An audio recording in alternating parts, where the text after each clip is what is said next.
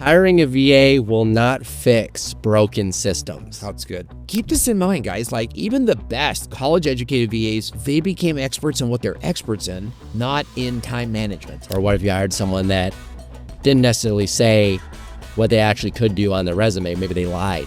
Today's topic is before you hire a virtual assistant, what are some things you need to know? What are some items that you should have in place in your company before you hire a VA so that you don't have to hire 18 VAs. You have a good experience. Hire someone that has a chance of succeeding, and they flourish and they offload tasks, and you can grow. And hire another VA to do even more and take over for you. But it all starts with hiring that first one. So we're going to talk about some of the things that you should do before you hire a VA. I'm Owen Video. If it's your first time to the channel, welcome here. And I'm here with my faithful sidekick, Ryan Brown, and we build channels together. We've been doing it a long time. Well, you said something before we started recording that I thought was pretty important, and that's there are different types of VAs, and VAs, even though they're a virtual assistant, that sounds like, hey, maybe we do everything, which is a mistake that a lot of people make when they hire them. We'll talk about it.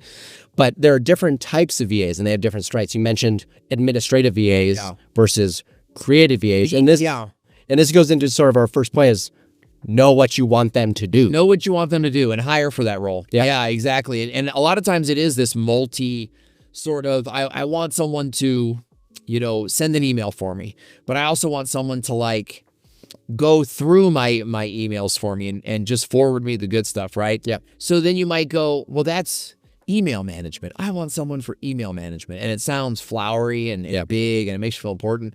That can be overwhelming when really what you're looking for is it's like two different tasks. Yeah. It's send out a weekly email and then filter my emails for leads. Yep. Right? Knowing the tasks you actually want done and bringing them down into a task level versus like having them in this categorical level, like email management. Yeah, it needs to be more specific and less broad, and always start them with a few tasks. And the key to picking those tasks are sort of what are the things that you do in your daily work operations that you really don't need to be doing, but suck time and are maybe mundane, like I was mentioning earlier, copying emails over to an email list where we have our sort of software that sends out all the emails to everybody. Yeah.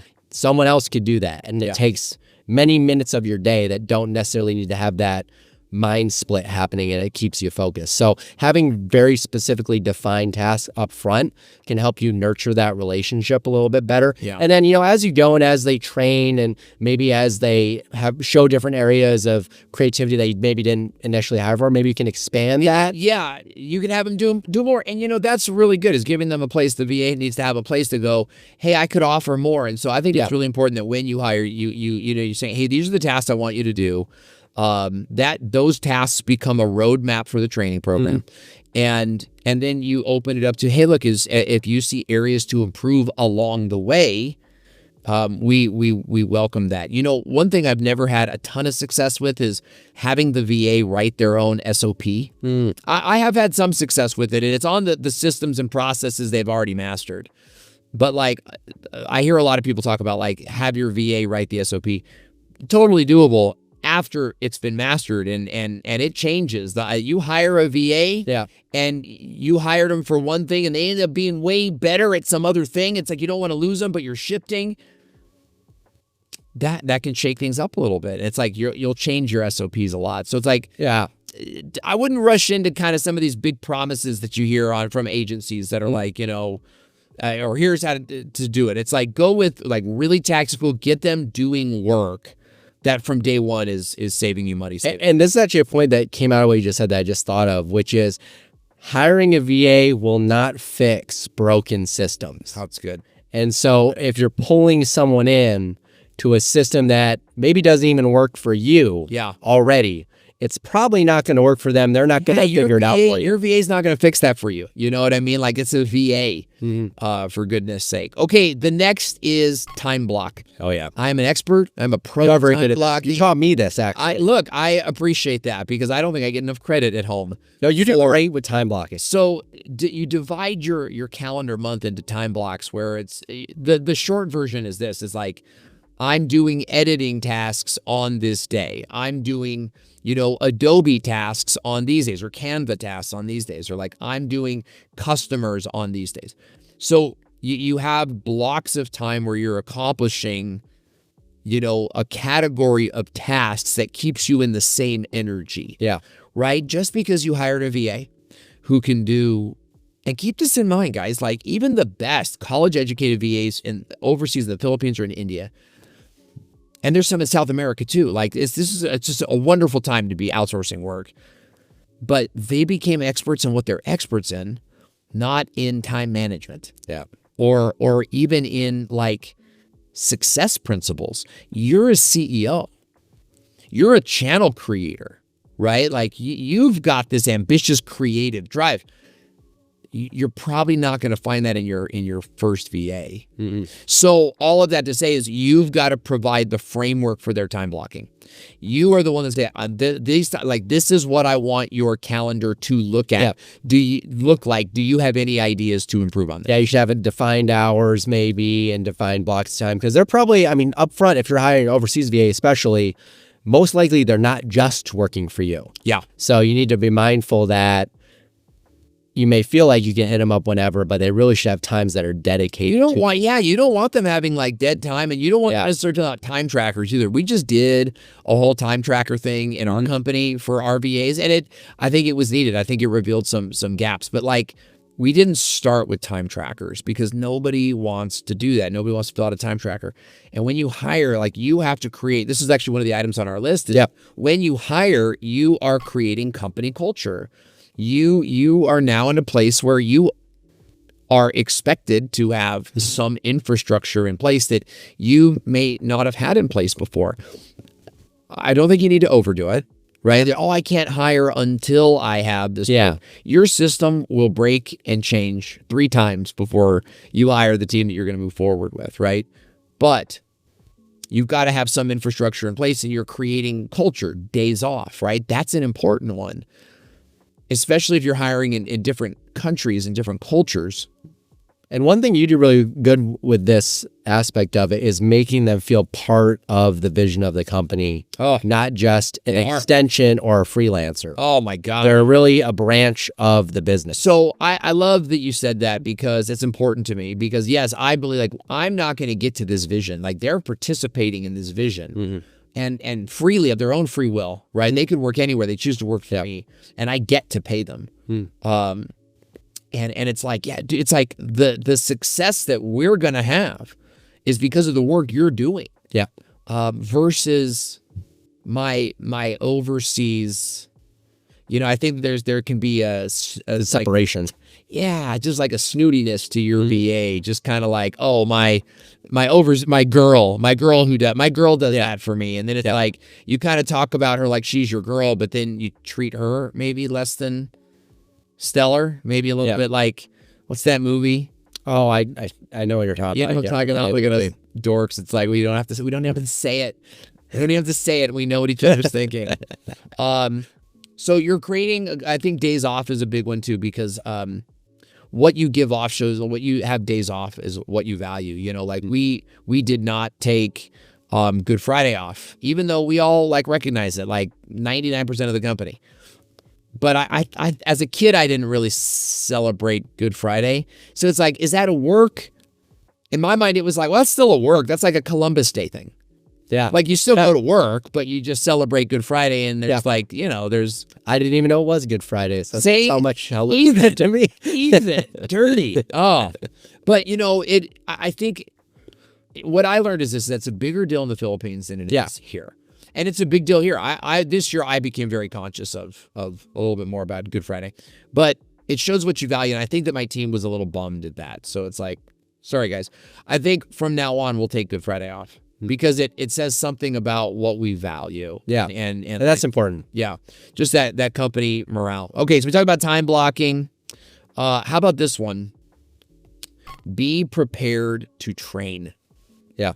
And this actually goes back to our very first bullet point, which was know what you want, because that's part of this system is you're pulling them in for maybe 2, 3, sometimes maybe just even one specific task. and you need to be able to develop a good communication network with them and a good ability to help them expand on this. Like they're not probably going to be a super VA. We'll talk about that in a minute too. But you need to be able to kind of finesse their abilities and like find their strengths, know where their weaknesses are. Prod a little bit. And push them. And then there are red flags, because sometimes them going above and beyond in the wrong area isn't the best thing too. Man, so defining borders is also. Yeah, you can reward creativity, but it can go too far. It's like having a check-in system, I think is a really good idea. But be prepared to to train. It's so easy to say, I'm going to make all these Loom videos. Yeah, I'm going to make all these screen recordings, and I'm going to give them and they're going to learn all my screen recordings. First of all, you have to actually do that and organize those, which is not hard, but are you going to do it? 2 is they're not even the best VAs, college educated. Their English is on a learning curve, and to think that they're going to get all of your ideas from a video. In our company, we sort of have a expression. It's like, you got it. Like because I was complaining. I was like, I shouldn't have to say it 3 times. And then we brought in a consultant, and a consultant said, you're going to have to say it 26 times. Mm-hmm. And this is part of the new media culture, which is like swiping and just multitasking and all the alerts. It's harder to break through. Yeah. Right. And so we've learned that we have to say things over and over and over again. And yes, there is an expectation of implementation. There is that expectation, but there's also a sense of saying it 3 times probably wasn't enough. Yeah. I've found that when you get it to 7, you're going to start realizing my point, not 7 per se, but like, I notice it's like, okay, this is the 7th time, it's the 8th time. It's not like I'm counting. I just know it's been a minute. That's when other people on your team start to pick it up too. It's like, there might not be a culture fit here. Yeah. Right. So be prepared to train. You're not going to hire, what Ryan was talking about was a super VA. You're not going to hire the super VA who comes in and knows everything and knows all your nuances and like Mary Poppins has your tea ready on time. Like that's not an appropriate vision for what this role is. And this kind of goes into the next part of the issue is, what if you did hire someone that wasn't a good fit? Or what if you hired someone that didn't necessarily say what they actually could do on their resume? Maybe they lied. Yeah, or like misrepresented themselves. Yeah. That's a good one. Have you guys ever hired someone that lied on their resume? You say, oh, I'm good at this thing, and they weren't that good. No, and I only did that on my acting resume. No, you did. You did. And I can't juggle. He did say juggling, and it was a juggling job that we hired him for. So, and we actually worked with you. I actually kind of stole Ryan from someone else. I was like, I bet you I could pay him more. But I don't even know if that was true at the time. But at the time, I think it was true. At the time, it was true. Yeah, it's like things have changed. No, you asked about lying on the resume. Yeah. Lying on the resume is a big problem, right? Like, I'm good at Go High Level, or I'm good at ClickUp, or I'm good at even YouTube. Like, we just hired a guy. We let him go. He's gone now. Like, what seemed like a lot of reps. Experience. Yeah, and he had what seemed like experience. But then it was like, how do you upload a video? How do you schedule? Yeah. Where's the end screen? And it's like, are you kidding me? Yeah. You know how much time it saves us if we can hire someone that knows that stuff? I don't think they're going to know titles and thumbnails. That's more apt. Yeah, our vibe. It's something you get over time like a musician, but some of that basic stuff. So it's like, we're training, we're losing time. Customers are not happy about it. When someone lies on their resume, you've got to make a decision quickly. And we believe hire slowly, fire quickly. Mm-hmm. And are you going to train this person? Like, how bad was the lie? Yeah. What's the gap there? It's like, okay, she knows this software, but not as well as I thought. Mm-hmm. Or she doesn't know this software at all. We have hired VAs that came on board like we hired them out of all the people. Mm-hmm. We hired them. Yeah. And they come on board and it's like, how do I set up a calendar alert? Yeah. Yeah. And that should be a pretty universal tool. Yeah. And actually this kind of goes into maybe hiring vetting strategies for VAs. Like, to me, it's about creating sort of a small system that kind of tests their ability before you even hire them. Like, for example, I've hired a VA in the past to do minor research on video topics. Like, I think this is a long time ago. It was like car topics. And we actually, the way we vetted them was very similarly, if you watch the video, how to hire an editor, this is a way you can hire overseas editors as well. But we vetted them with the very first thing. You put a prompt up on Upwork or wherever you're hiring them, kind of give them some random questions for them to answer. So it vets their ability to notice detail. Did they actually read your post? Can they understand English well? Can they interpret that? Can they write back? Yeah. That's sort of very basic thing. But once you get to that next step, you actually want to give them a prompted task. And so a task that I gave a potential VA was, can you give me 3 paragraphs and resources of research on the Honda Civic or something like that? And give me the sources where you got this research, but also can you condense material into a summary? Yeah. Can you deliver it? Yeah. And I think that's like a very basic thing to determine more in depth, like communication standards, which is really big. But it all depends on, like you said, the very first step, which is like know what you need. So if you need someone for, sending emails out, well, maybe you don't need them to do research, but you kind of have You could have them write an email, or you could have them show you an example of an email. I think it's important to look at examples and see recent work as well, because that's how you avoid someone who's lying on the resume, right? It's just like, show me what you've done, or do something for them. We've actually paid people. We've taken our top candidates and we're like, hey, $50. Write us a blog. At the end of the day, we give them a video and it's like, turn this into a blog. Yeah. And some content, whatever you think that would impress us for $50. Yeah. And you see who's willing to go the distance. You see who has a billion questions before they can get started. You see who doesn't turn in the work. Because again, this is paid. That's why we pay it. Yeah. Is like, but we pay on delivery. So I think if you're working with an agency to hire a VA, then it's different. Like you can vet them a couple times before you have to make a hiring decision.